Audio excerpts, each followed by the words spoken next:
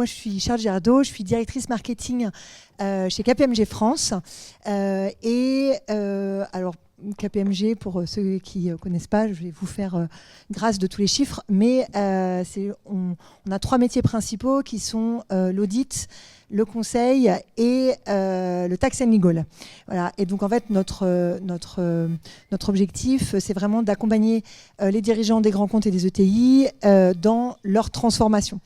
Et donc leur transformation, c'est quoi ? Tous les ans on fait une grande étude qui s'appelle Sea Outlook et qui interroge tous les dirigeants sur quelles sont, leurs grandes priorités d'investissement et 2, quels sont leurs défis majeurs. Donc cette année, pas de surprise, 71%, ils mettent l'IA en investissement premier et les chiffres sont, comme nous disait tout à l'heure, absolument incroyables en termes d'investissement.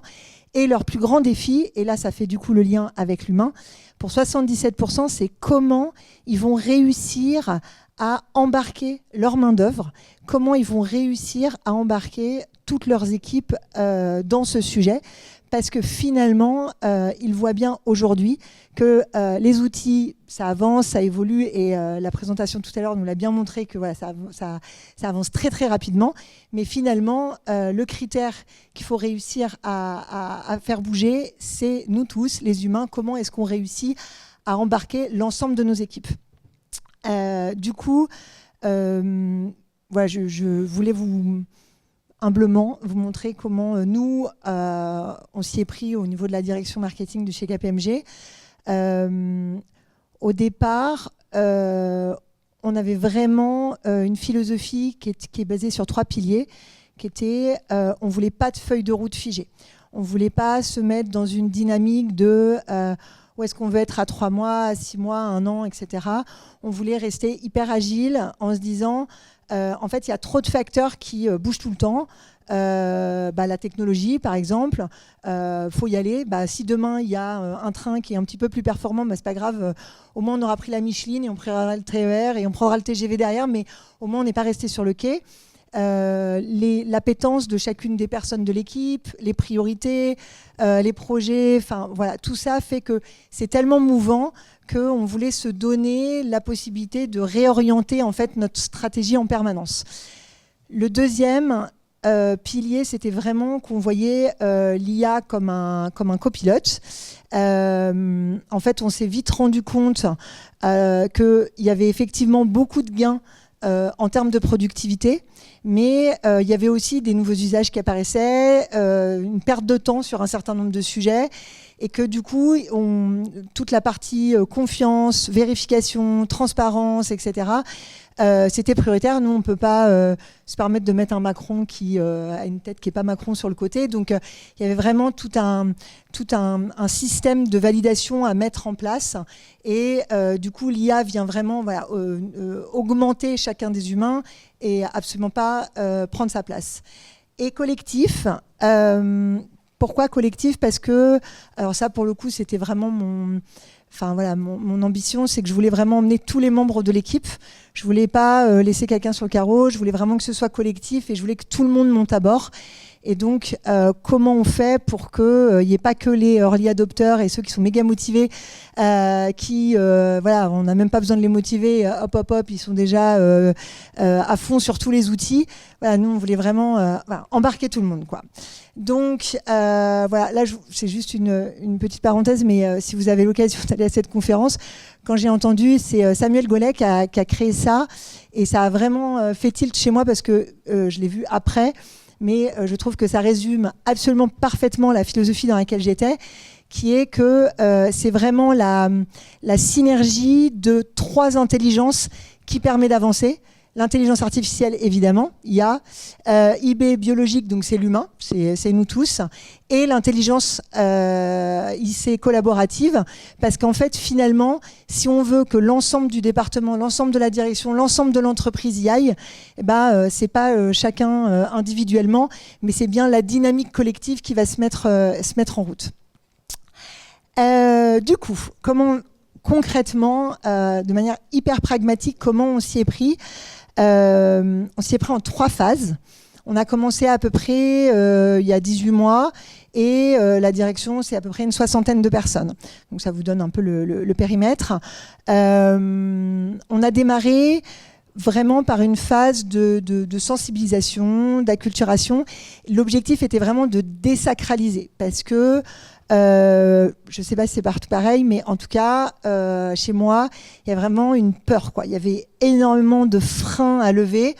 J'avais plein de gens qui avaient peur d'être remplacés, j'avais plein de gens qui avaient peur de ne pas y arriver. Enfin, voilà.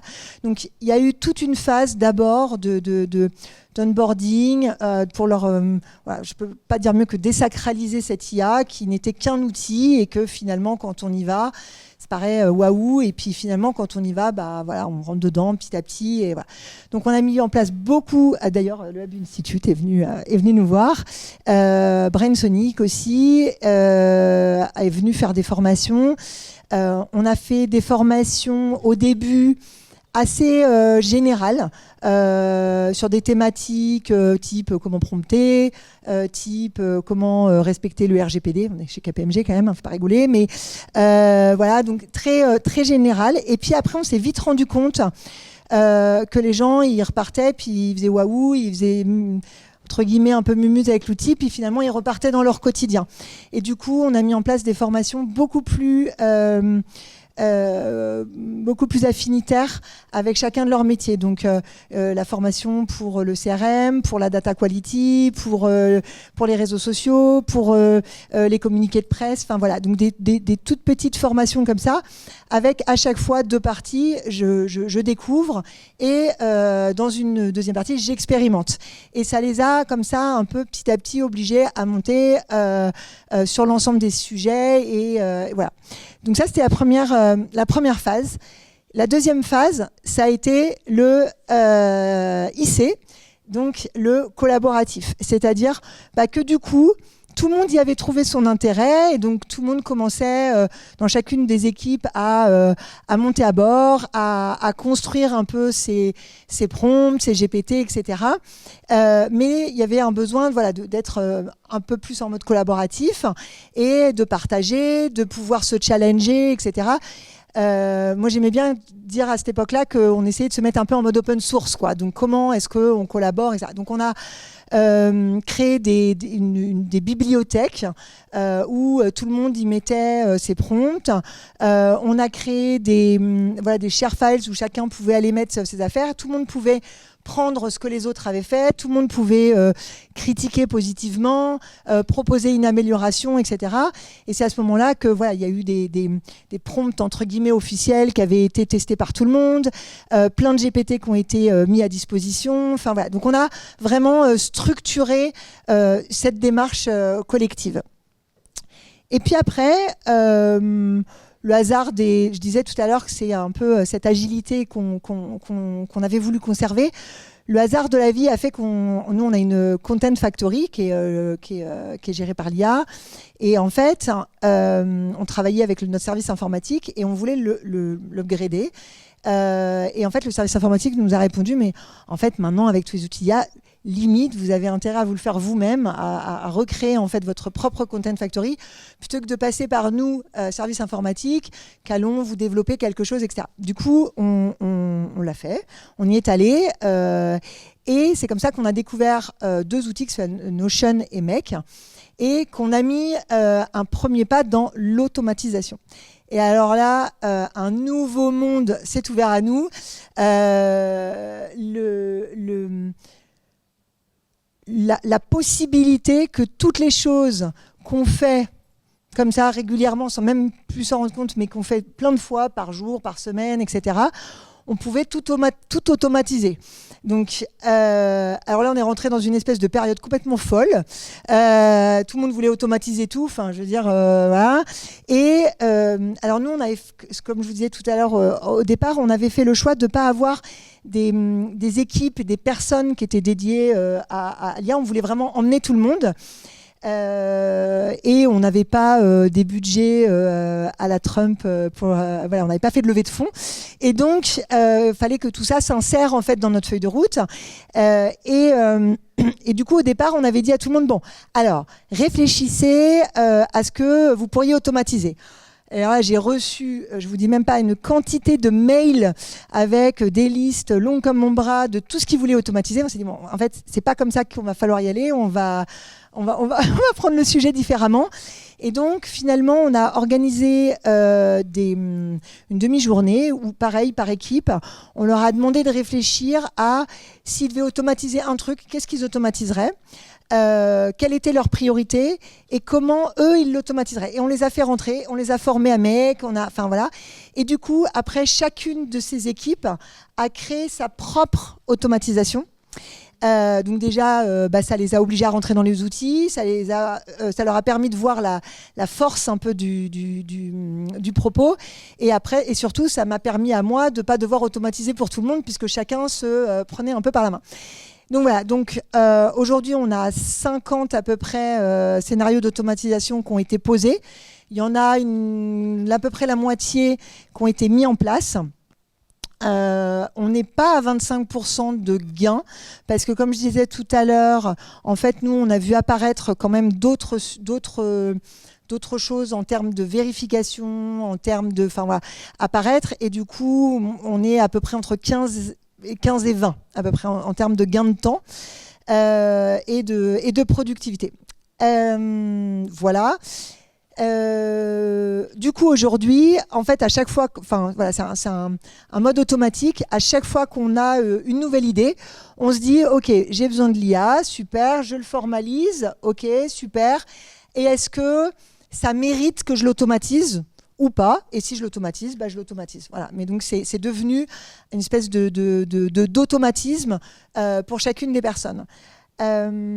3 cas d'usage, voilà, alors ils ne sont pas rocket science, hein, je pense que tout le monde peut s'y retrouver, mais qui tous les uns aux autres, derrière les autres, font gagner du coup de ce temps-là. Premier cas d'usage, les campagnes marketing monde.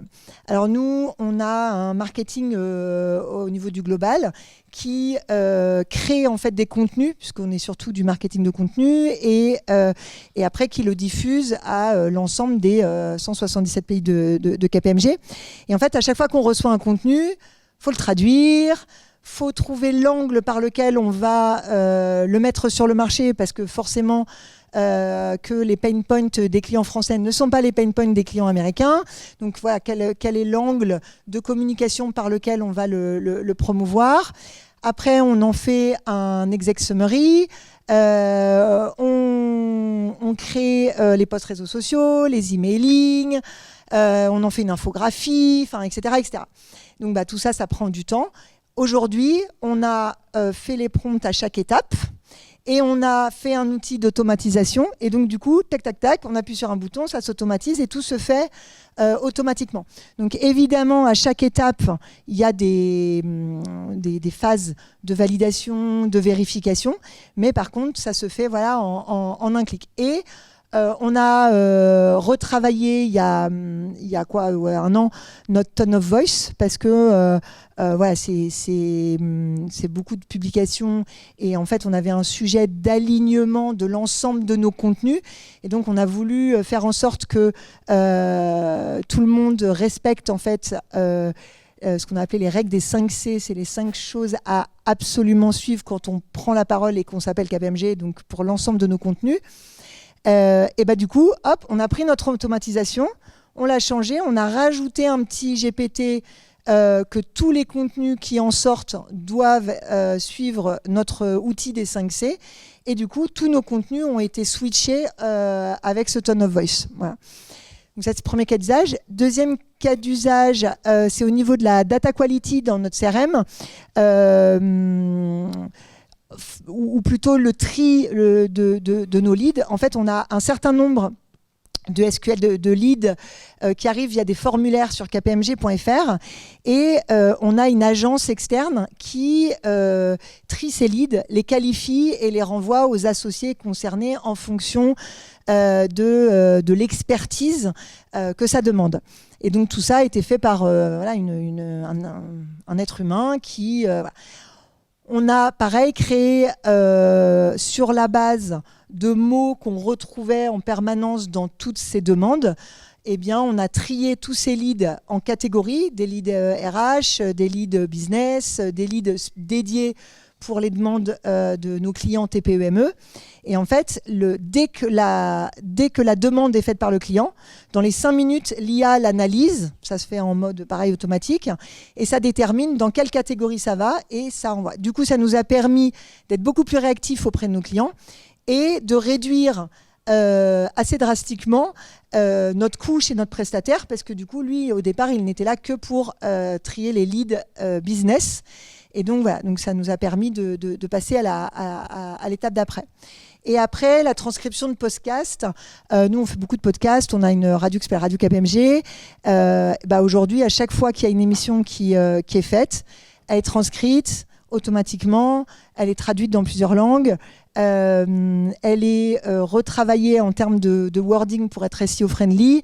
Et elle intègre notre base de Content Factory pour aller dans les étapes de validation pour pouvoir après aller derrière sur nos sites web. Voilà. J'espère que ça vous donne des idées. Après, un petit focus juste sur les aspects humains.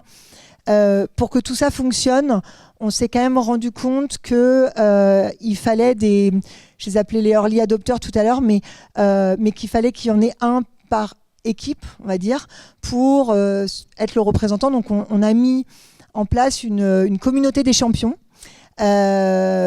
qui se réunit tous les mois pour échanger entre eux les bonnes pratiques et après être le référent de leur équipe pour venir après faire évoluer chaque équipe en fonction des avancées de tout le monde. Donc ça a vraiment aidé à l'adoption. On a des champions, ce qu'on appelle les champions Make in Ocean, c'est vraiment ceux qui sont spécialisés dans l'automatisation. Des champions IA qui regardent un peu tout ce qui se fait et viennent alimenter le propos à chaque fois.